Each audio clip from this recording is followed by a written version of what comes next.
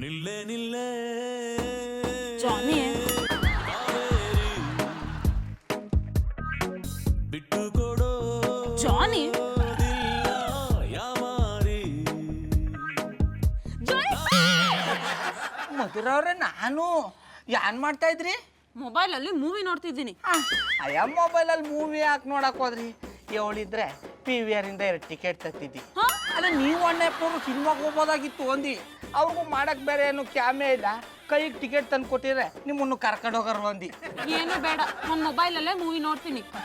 ಜಾನಿಗೆ ಎಷ್ಟು ಸತಿ ಹೇಳಿದ್ದೀನಿ ಒಂದೊಳ್ಳೆ ಕೆಲಸ ಹುಡ್ಕೊಳ್ಳಿ ಅಂತ. ಯಾರೇನಂದ್ರು ತಲೆನೇ ಕೆಡ್ಸ್ಕೊಳಲ್ಲ. ಅದಕ್ಕೆ ಅವ್ರನ್ನ ನಾಲಾಯಕು ಅನ್ನೋದು.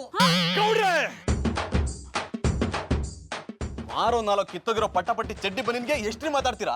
ನೀವೇನಾದ್ರೂ IT-BT ಕಂಪ್ನಿ ಮ್ಯಾನೇಜರ್ ಆಗಿಬಿಟ್ಟಿದ್ರೆ ನನ್ನ ನೀರಕ್ಕೆ ಬಿಡ್ತಿರ್ಲಿಲ್ಲ. ನೀವ್ ಈಗ್ಲೂ ಅನ್ನಿ, ನಿಮ್ಮನ್ನ ಎಟ್ಟಿಲಿರಕ್ ಬಿಡಲ್ಲ.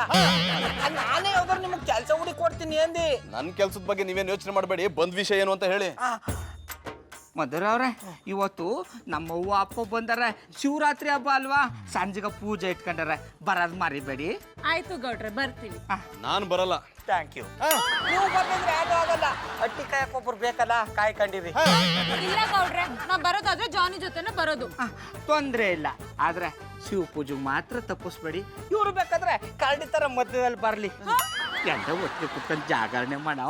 ಓ, ಜಾಗರಣೆ ಇದೆಯಾ? ನಾನು ಮರ್ತೇ ಬಿಟ್ಟಿದ್ದೆ. ಹಾಗಿದ್ರೆ ನಾನು ಬರ್ತೀನಿ. ಸಾರಿ ಜಾನಿ, ನಾ ಬೇಕಿದ್ರೆ ಪೂಜೆಗೆ ಹೋಗೋಣ, ಆದ್ರೆ ಜಾಗರಣೆ ಬೇಡ.